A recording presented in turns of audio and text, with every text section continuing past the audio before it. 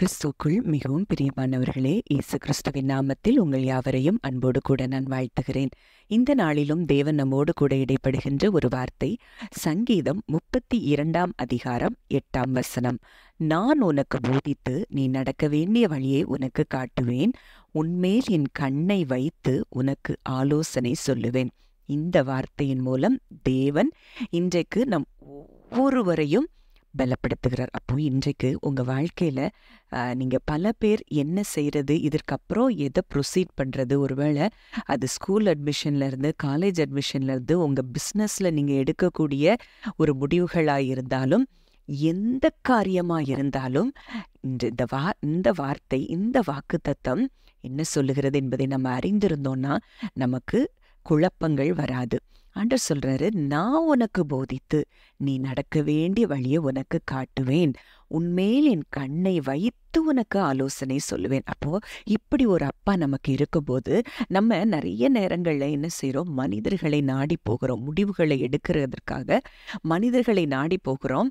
சில நேரங்கள்ல அது நன்மையா இருந்தாலும் பல நேரங்கள்ல அது நமக்கு தீமையை கொண்டு வருகிறதாய் இவ்வளவு நாள் இருந்திருக்கலாம். ஆனா இன்றைக்கு ஆண்டவர் சொல்றாரு, நீ என்னிடம் வா, நான் உனக்கு போதிப்பேன், நான் உனக்கு வழியை காட்டுவேன் அப்படின்னு சொல்லி ஆண்டவர் சொல்றத பார்க்கிறோம். இதே வார்த்தை ஆங்கிலத்துல, I will instruct you and teach you in the way you should go, I will counsel you with my loving eye on you அப்படின்னு சொல்லி போடப்பட்டிருக்கு. அப்போ என்னுடைய அன்பின் கண்களால் என் மேல நான் அன்பு வைத்திருக்கிறதுனால, எப்பவுமே நான் உன்னை நேசித்து கொண்டே இருக்கிறதுனால நான் உனக்கு ஆலோசனை கொடுத்து உன்னை வழி நடத்துவேன் அப்படின்னு சொல்லி தேவன் சொல்றாரு.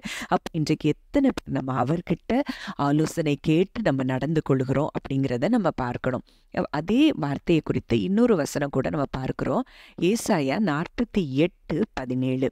இஸ்ரவேலின் பரிசுத்தராய் இருக்கிற உன் மீட்பரான கர்த்தர் சொல்லுகிறதாவது, பிரயோஜனமாய் இருக்கிறதை உனக்கு போதித்து நீ நடக்க வேண்டிய வழியில் உன்னை நடத்துகிற உன் தேவனாகிய கர்த்தர் நானே.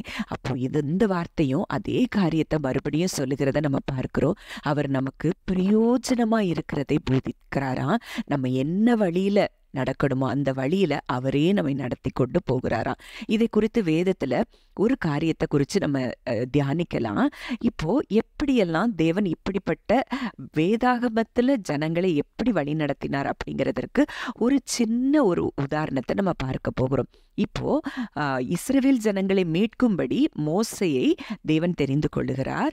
தெரிந்து கொண்டு அங்க மோசே இடத்துல தேவன் பேசுகிறார். எப்படி பேசுகிறாரு?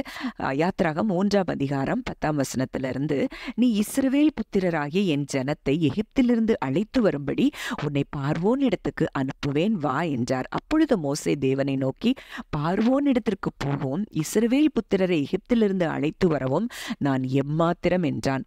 அதற்கு அவர், நான் உன்னோட இருப்பேன், நீ ஜனத்தை எகிப்திலிருந்து அழைத்து வந்த பின் நீங்கள் இந்த மலையில் தேவனுக்கு ஆராதனை செய்வீர்கள், நான் உன்னை அனுப்பினேன் என்பதற்கு இதுவே அடையாளம் என்றார். எவ்வளவு தூரம் மோசையை அவ்வளோ அழகா போதித்து தேவன் வழி நடத்துகிறத இந்த இடத்துல பார்க்கிறோம். அப்போ மோசையை தேவன் பிறப்பதற்கு முன்பதாகவே தெரிந்து கொண்டுதான் அங்க இஸ்ரவேல் ஜனங்களை ரட்சிக்கும்படி தான் அங்க மோசே பிறந்திருக்கிறார். ஒருவேளை மோசே தயங்கினா கூட அங்க ஆண்டவர் அவனை பலப்படுத்துகிறத நம்ம பார்க்கிறோம். அதற்கப்புறம் அவர் கிளம்பணும், அந்த எகிப்துக்கு போகணும்னு சொல்லி அவர் ரெடியான பிறகு கூட அங்க மோசைக்குள்ள ஒரு சின்ன பயம் இருந்திருக்கிறதை தேவன் காண்கிறார். அப்போ ஒருவேளை அது வெளிப்படையா அந்த இடத்துல சொல்லப்படலைனா கூட யாத்ராகமம் 4 அதிகாரம் 19 வசனத்துல பார்க்கிறோம், பின்னும் கர்த்தர் மீதியானிலே மோசையை நோக்கி, நீ எகிப்துக்கு திரும்பி போ, உன் பிராணனை வாங்க தேடின மனிதர்கள் எல்லாரும் இறந்து போனார்கள் என்றார். இப்போ இங்க மோசேக்கு ஒரு பயம், அங்க எகிப்தியன் ஒருவனை கொலை செய்துட்டு தான் இங்க மீதியானுக்கு ஓடி வர்றதை நம்ம பார்க்கிறோம்.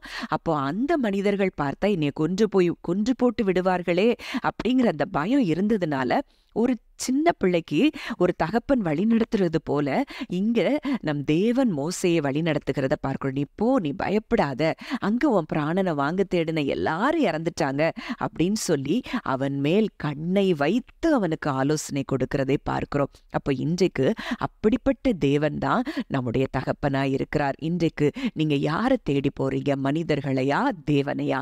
இன்றைக்கு உங்களுடைய எல்லா யோசனைகள் ஆலோசனைகள் எல்லாவற்றையும் அவரிடத்திலிருந்து கேட்டு பதிலை பெற்றுக்கொள்வீர்கள் என்றால் உங்க வாழ்க்கை நிச்சயமாய் வெற்றியாய் இருக்கும் என்பதுதான் நிஜம். ஜெபிக்கலாம். அன்பின் பரலோக தகப்பனே, நன்றியோடு உம்மை துதிக்கிறோம், ஸ்தோத்தரிக்கிறோம். நல்ல தகப்பனே, இந்த நாளிலும் நீர் எங்களோடு கூட இடைப்பட்ட வார்த்தையின்படி நான் உனக்கு போதித்து நீ நடக்க வேண்டிய வழியை உனக்கு காட்டுவேன், உன்மேல் என் கண்ணை வைத்து உனக்கு ஆலோசனை சொல்லுவேன் என்று சொல்லி என் தகப்பன் வாக்கு கொடுத்திருக்கிறீரப்பா. இந்த நாளிலும் இதை கேட்கிற ஒவ்வொருவரும் தங்கள் வாழ்க்கையில முடிவுகள் எடுக்க முடியாதபடி இருக்கிற சூழ்நிலைகள்ல ஆண்டவரே எத்தனையோ பேர் இருக்கிறதை நீர் பார்க்கிறீரப்பா. இந்த நாளிலும் நானும் அவர்களோடு இணைந்து ஜெபிக்கிறேன் அப்பா. தெளிவான முடிவை எடுக்கும்படி கர்த்தாவே நீர் தெளிவான ஆலோசனைகள் உடைய பிள்ளைகளாக எங்களுக்கு கொடுத்து வழிநடத்தும்படி அப்பா இந்த நாளில நீர் கிருபை செய்யும்படியாய் நாங்கள் ஜெபிக்கிறோம். எந்தெந்த இடத்துல முடிவு எடுக்க முடியாதபடி குழப்பத்தில் இருக்கிறார்களோ இந்த நாளிலே தெளிவான முடிவை எடுத்து அப்பா நீர் கொடுக்கிற ஆலோசனையின்படி அந்த முடிவுகள் எடுக்கப்பட்டு அவர்கள் வாழ்க்கை ஜெயமுள்ள வாழ்க்கையாய் மாறும்படி இயேசுவின் நாமத்தில் நாங்கள் ஜெபிக்கிறோம். எங்கள் ஜெபத்தை கேட்டு பதில் கொடுக்கிற எங்கள் தகப்பனுக்கு நன்றி செலுத்துகிறோம். இயேசுவின் மூலம் கேட்கிறோம் ஜீவனுள்ள நல்ல பிதாவே. ஆமென்.